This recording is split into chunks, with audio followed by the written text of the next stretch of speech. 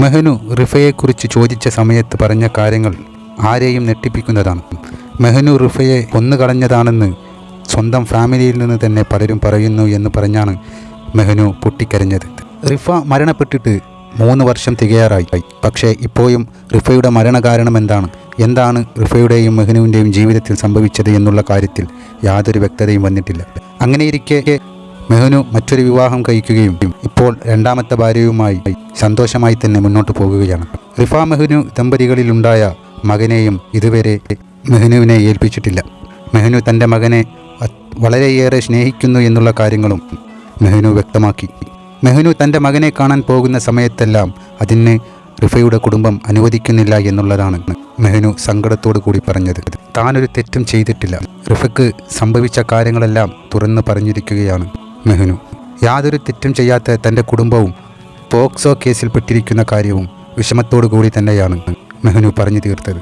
ഈയിടയിൽ പൊട്ടിക്കരഞ്ഞ മെഹനുവിൻ്റെ രംഗം മെഹനു ഇക്കാര്യത്തിൽ നിരപരാധിയാണോ എന്നുള്ളത് പോലും മനസ്സിലാകുന്ന വിധത്തിലുള്ളതാണ്. ആരും എന്തും പറഞ്ഞോട്ടെ, എനിക്കത് കുഴപ്പമില്ല.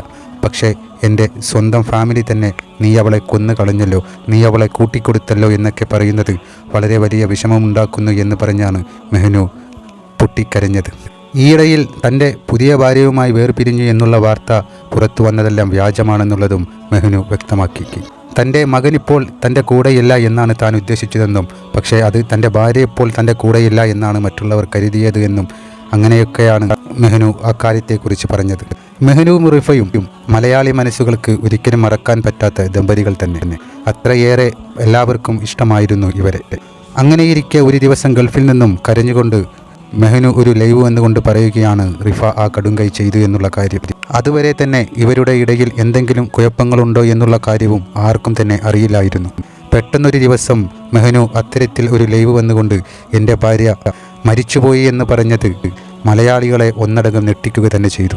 അതിനുശേഷം വലിയ പ്രയാസങ്ങളും ദുരിതങ്ങളുമാണ് മെഹനു അനുഭവിച്ചത്.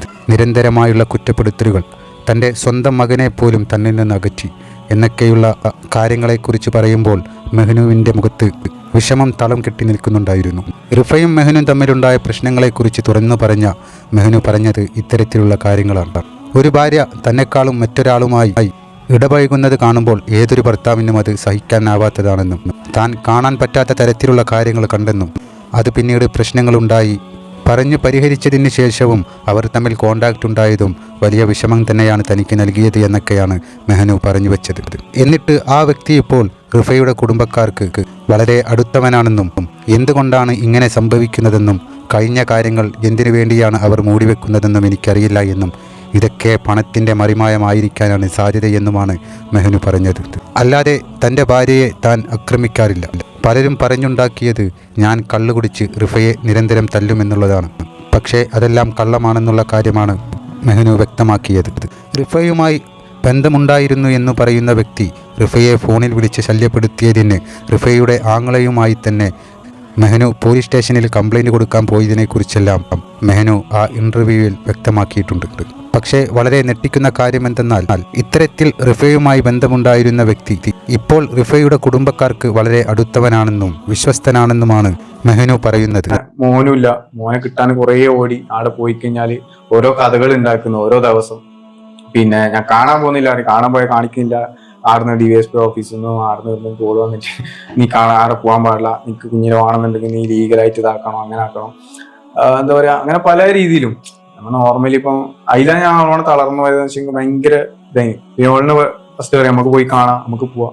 പിന്നെ ഒന്നാമതെ എൻ്റെ ഫാമിലി ഞാനിങ്ങനെ എതിർത്തിട്ട് കുഞ്ഞിനെ കാണാനും അതേപോലെ എന്താ പറയാ വൈഫിന്റെ കവറിന്റെ അടുത്തേക്കെല്ലാം ഞാൻ ജസ്റ്റ് പോയാലൊക്കെ ഇതിനൊക്കെ എതിരായിട്ട് നിൽക്കും. പല രീതിയിൽ വേറെ ഓഫീസിൽ നിന്ന് കേസ് എടുക്കും, അങ്ങനെ ആക്കും. പിന്നെ എന്താ പറയാ ആളെ കവറിന്റെ അടുത്ത് പോയിട്ട് ഒരു പുല്ല് ജസ്റ്റ് ഒന്ന് ക്ലീൻ ആക്കി കഴിഞ്ഞാൽ അതിന് വേറെ കേസ് എന്തോ പറഞ്ഞ് നീതി ഫസ്റ്റ് എടുത്ത് അങ്ങനത്തെ രീതിയിലുള്ള ഒരു ടോക്കിങ്, ഒരു ഭയങ്കര ഹറാസ്മെന്റ് ചെയ്തിട്ടാണ് ലൈഫ് ഇങ്ങനെ ഇത്ര കാലം പോയിക്കൊണ്ട്. എന്താ പറയുക, ഞാൻ എന്ത് ചെയ്തിട്ട് നമുക്ക് പിടുത്തം കിട്ടിയിട്ടേ ഇല്ല. കാരണം എന്റെ ഭാഗത്തുനിന്ന് ഒരു മിസ്റ്റേക്ക് ഇല്ലാനുള്ള ഒരു ധൈര്യവും ഇത്. പക്ഷെ നമ്മളെ മനസ്സിൽ ഒരാൾ പാർട്ട്ണർ പോയിന്റ് ഒരു വിഷമം, അത് എങ്ങനെ ഓഡിയൻസിന് പറഞ്ഞാൽ മനസ്സിലായില്ല. അങ്ങനത്തെ അവസ്ഥയിൽ അവർ എന്നെ പറയുന്നത്, മറ്റുള്ളവർ പറഞ്ഞ് ഉണ്ടാക്കുന്നത് അങ്ങനെ. അതൊക്കെ കഥ വേറെ. അതിനെല്ലാം എനിക്ക് ഒന്നാമത് ഓർക്കാനോ പിടിക്കാനോ താല്പര്യമില്ല. അതിനെല്ലാം റിക്കവറായി പിന്നെ ഞാൻ പുതിയൊരു ലൈഫിലേക്ക് വന്ന് എല്ലാം മാക്സിമം. കാരണം അവർക്ക് ഇല്ലാതെ എന്നെ ഇങ്ങനെ വെറുതെ പറഞ്ഞുണ്ടാക്കുന്ന ഒരു കഥ കേട്ടിട്ടാകുമ്പോൾ നല്ല ഫീൽ ആയി. പറഞ്ഞാൽ നമ്മളെ മനസ്സിലാക്കുന്നവർ അങ്ങനെ പറയുമ്പോൾ നല്ല വിഷമമുണ്ട്. ആ ഒരു ഫീലിങ്സ് എല്ലാം കഴിഞ്ഞ് കടന്നു വന്ന് ഞാനെല്ലാം മറന്ന് പുതിയൊരു ലൈഫിലേക്ക് ഇങ്ങനെ പോകണം. അതിന്റെ ഇടയിലും ഇവിടെയും ഇങ്ങനെ തന്നെ അവര് ആ ടീം ഇങ്ങനെ നമ്മളെ ഉപദ്രവിക്കാന്നുള്ളൊരു ലക്ഷ്യം. പുറത്തുള്ളവർ പറയുന്ന സീനില്ല, അവരുടെ ഫാമിലി പറയുമ്പോൾ ഭയങ്കര ഇഷ്ടം. അങ്ങനെ കൊണ്ടുവരും. ആര് പറഞ്ഞാലും പ്രശ്നമില്ല. അവര് പറയും ഭയങ്കര ഫീൽ നിനക്ക്. അവർക്കറിയാം എന്നെ എന്തെങ്കിലും തെറ്റാണെങ്കിൽ ഞാനൊന്നും എന്നിട്ട് വരെ മാപ്പുറത്ത് പോയിനി എല്ലാം. ഞാൻ അവരടുത്തൊന്നും പറഞ്ഞില്ല, നെഗറ്റീവ് പറയാൻ നിന്നിട്ട് ഒന്നും പറയാൻ നിന്നില്ല. എന്ത് തെറ്റുണ്ടാലും ഞാൻ മിണ്ടാണ്ടിരിക്കും.